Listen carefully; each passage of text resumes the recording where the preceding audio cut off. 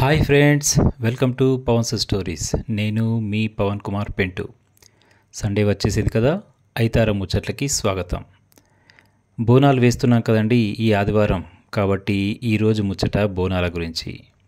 మా ఇంటి దేవత పోచమ్మ తల్లే కాబట్టి అమ్మ గురించి, అమ్మ ఉన్న గుడి గురించి చెప్పేస్తాను. చకచక కథలోకి వెళ్ళిపోదాం.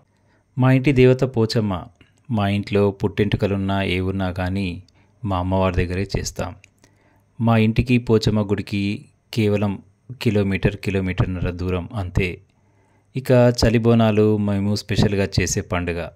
మా ప్రాంతమంతా ఈ చలిబోనాలు చాలా వైభవంగా ఎంతో భక్తితో చేస్తాం. ఆ రోజు ఎరా రేపు చలిబోనాలు వేస్తున్నాం, నువ్వు వస్తావా అంది అమ్మ నాతో.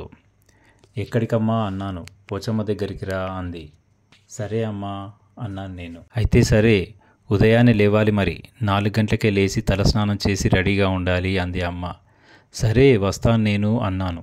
ఇంతలో అక్క అడిగింది, ఏరా నువ్వు వస్తావా అని. అవునక్క నేను వస్తాను అన్నాను. నీళ్ళలో నడవాలి, నడుస్తావా మరి అంది కళ్ళెగరేస్తూ. అవునా అన్నాను. అవును మరి, అక్కడ అన్నీ పంట చేలుంటాయి, నీళ్లుంటాయి, నడవాలి, నడుస్తావా? అవును నడుస్తాను అన్నాను. పక్కకే ఓ పెద్ద కొలనుంటుంది. ఆ కొలనంతా నల్లని నీళ్లతో కనిపించినట్టుగా అనిపిస్తుంది. భయపడకుండా వస్తావా అంది కాస్త భయపెడుతూ. నాకేం భయం, అమ్మ ఉందిగా అన్నాను నేను. అవునా, సరే రేపు చూస్తానులే అంటూ అక్క నవ్వుతూ పడుకుంది.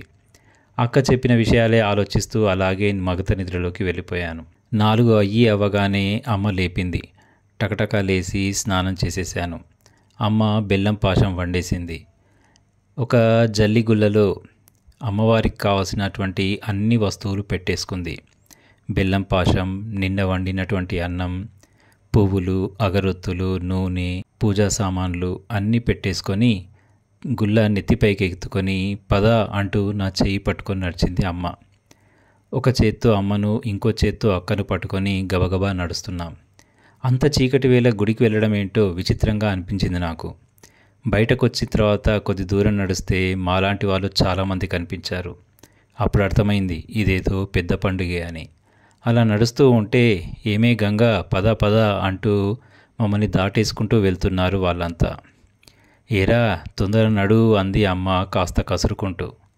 సరేనమ్మా అంటూ నేను నడవడానికి ప్రయత్నించాను. కానీ వాళ్ళ వేగాన్ని అందుకోలేకపోయాను. చూస్తూ ఉండగానే వాళ్ళంతా అమ్మను దాటేసుకుని వెళ్ళిపోయారు. అక్క అంది, వీణ్ణి అనవసరంగా తీసుకొచ్చావమ్మా అంటూ. పద పద అంటూ అమ్మ నడుస్తూ అమ్మ లాక్కెళ్తూ ఉంది. కొద్ది దూరం వెళ్ళగానే చుట్టూరుగా చేలు కనిపించాయి, పంట చేన్లు. ఇవేనా పంట చేన్లు అనుకుంటూ చూస్తూ ఉండగానే కాళ్లకు కాస్త తడి అంటింది. ఏంటా అని చూస్తే కింది నుంచి నీళ్లు. ఇంకాస్త దూరం నడవగానే నీళ్ల యొక్క ఎత్తు పెరుగుతూ మా మోకాల దాకా వచ్చేసింది. నాకు నడవడం చాలా కష్టంగా అనిపించింది. ఇవేరా నేను చెప్పిన నీళ్లు, ఎలా ఉన్నాయి అంది అక్క నవ్వుతూ. నడవడం కష్టంగానే ఉంది కానీ భలే గమ్మత్తుగా అనిపిస్తోంది. పక్కకు ఊగుతున్నటువంటి వరి చేలు, మధ్యలో నీళ్లు. ఆ నీళ్లలో మేము ముగ్గురం నడుస్తూ వెళ్తున్నాం. అమ్మ పద పద అంటూ నన్ను లాక్కెళ్తూ ఉంది. తొందరగా వెళ్ళాలి, లేకపోతే అక్కడ జనాలు పెరిగిపోతారు అని అమ్మ బాధ. అలా వేగంగా నడుస్తూ ఉన్న అమ్మ ఒక్కసారిగా ఆగిపోయింది. ఏమైందమ్మా అంది అక్క. అంటూ నోటి మీద వేలు వేసి చూపించింది అమ్మ. ఎదురుగా ఒక పెద్ద నాగుపాము మా ముందర నీళ్లలో దాటుకుంటూ వెళ్తోంది. మేం చేసిన శబ్దానికి అదొక్కసారిగా వెనక్కి తిరిగి పైకి లేచింది. అంతే, ఒక్కసారిగా మేమందరం భయపడ్డాం. వెనక్కి తిరిగి చూస్తే ఎవరూ లేరు, మనుషులు. ఏం చేయాలి అంటూ భయపడుతూ ఉంటే అమ్మ పోచమ్మ తల్లి అంది మా అమ్మ. అంతే, క్షణకాలంలో ఆ పాము మళ్ళీ తన దారిన తను వెళ్ళిపోయింది. ఎంత భయపడ్డామో ఆ సమయంలో. పాము వెళ్ళింది కానీ నా గుండె దడ అలాగే ఉంది. అమ్మ పద పద అంటూ టకటకా లాక్కెళ్ళింది. వెళ్ళి చూసేసరికి ఓ పెద్ద గుడి ఉంటుందేమో అనుకున్నాను. లేదు, గుడి లేదు. చాలా చిత్రంగా చెట్ల కిందనే అమ్మవారి విగ్రహాలున్నాయి. చుట్టూరా చాలామంది జనాలు. అమ్మ నన్ను పక్కకుంచేసి అక్కతో పాటు లోపలికెళ్ళింది. నేను అలాగే నిలబడి చూస్తూ ఉన్నాను. ఇంతలో అక్క పిలిచింది. ఏంటి అన్నాను. మనం వచ్చే దారిలో కోనేరు ఉంది కదా, ఆ కోనేరులోంచి నీళ్లు తీసుకురా అంది. సరే అన్నాను నేను. టకటకా వెళ్ళాను. వెళ్ళి కోనేరుని చూశాను. కోనేరు నిండుగా పెద్దగా గుండ్రంగా ఉంది. దాని పక్కకే ఓ పెద్ద మామిడి చెట్టు. అసలే చీకటిగా ఉంది, కానీ చాలామంది వెళ్తున్నారు కదా అని నేను వెళ్ళాను కానీ నాకు కాస్త భయం పట్టింది. ఆ మామిడి చెట్టులో ఆ నీళ్లు నల్లగా కనిపిస్తున్నాయి. ఇందులో ఏమైనా ఉంటాయేమో అని భయంతోనే 2 అడుగులు వేసి టక్కుమని నీళ్లు ముంచుకొని గబగబా పరిగెత్తుకుంటూ వచ్చి అక్కకిచ్చేశాను. అమ్మ పూజ పూర్తి చేసుకొని 15-20 నిమిషాల్లో బయటకు వచ్చేసింది. అప్పుడే సూర్యుడు కాస్త ఉదయిస్తున్నాడు. ఆ ఉదయించే సూర్యకిరణాలు అమ్మవారి విగ్రహం మీద పడుతూ ఉన్నాయి. అప్పుడు కనిపించింది అమ్మవారి విగ్రహం స్పష్టంగా. ఎంతో అందంగా, ఎంతో చక్కగా కల ఉట్టిపడుతూ ఉన్న అమ్మవారి విగ్రహాన్ని చూడగానే అనుకోకుండానే నమస్కారం చేసేశాను. అమ్మ నమస్కారం చేశావు కదా అంటూ పక్కకున్న ఇంకో విగ్రహం దగ్గరికి తీసుకెళ్ళింది. అక్కడ విగ్రహం ఏమీ లేదు. ఇక్కడ ఏమీ లేదు కదా అన్నాను. ఇది దగ్గులమ్మదిరా, ఈ అమ్మవారిని మొక్కితే మనకు దగ్గు రాదురా అంది. అవునా అంటూ అమ్మవారిని మొక్కాను. అక్కడే ఓమ పుట్నాలు తీసి నాకు తినిపించింది అమ్మ. ఇది తింటే దగ్గు రాదు అని. సరే అంటూ తిన్నాను.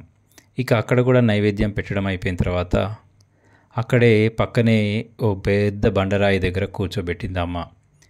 ఇక్కడేం చేస్తాం అన్నాను. చాలా దూరం నడిచావు కదా, ఆకలి అవుతుందేమో, సరే కాస్త తిను అంది అమ్మ. మంచి పసుపాకులు అలా కడిగి దానిపైన బెల్లం పాశం పెట్టి మధ్యలో పెరుగు వేసి ఇచ్చింది అమ్మ.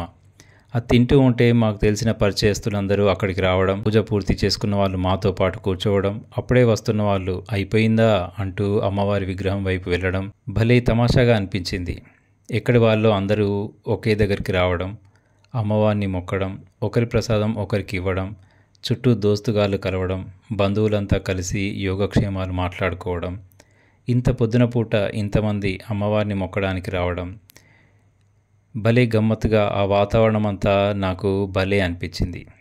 అప్పటినుంచి ఎప్పుడు చలిబోనాలున్నా, వయసు ఎంత పెరిగినా కూడా నేను తప్పనే లేదు, అమ్మతో పాటు ఖచ్చితంగా వచ్చేవాడిని. అక్కడే పెద్ద పెద్ద జామ తోట కూడా ఉండేది. ఆ జామ తోటలో రకరకాల పురుగులు కూడా దొరికేవి. అందులో ఒకటి బంగారు పురుగులు. దాని శరీరం పైన బంగారు రంగు ఉండేది. చూడ్డానికి ఓ పెద్ద సైజు ఈగలాగా ఉండేది. దాని శరీరం అంతా బంగారు వర్ణంతో దగదగా మెరిసిపోయేది. ఈ పురుగు ఎవరు దొరుకుతుందో వాళ్ళు అదృష్టవంతులు అని మా దోస్తుగాళ్ళు మేము ప్రతి చెట్టు కొమ్మ వెతికి వాటిని దొరకపట్టేవాళ్ళం. తిరిగి ఇంటికి వచ్చేటప్పుడు వాటిని అక్కడే వదిలేసేవాళ్ళం లేండి. భలే గమ్మత్తుగా ఉండేది బోనాలు అంటే. అమ్మవారి దగ్గరికి వెళ్తే ఎంతైనా ఆనందమే కదా. ఆ అమ్మవారి ఆశీస్సులు అందరికీ ఉండాలని కోరుకుంటూ ఇదండి ఈరోజు ఐతారం ముచ్చట. నచ్చితే ఓ లైక్, ఓ కామెంట్. నేను మీ పవన్ కుమార్ పెంటు. దయచేసి సబ్స్క్రైబ్ కూడా చేయించండి. ధన్యవాదాలు.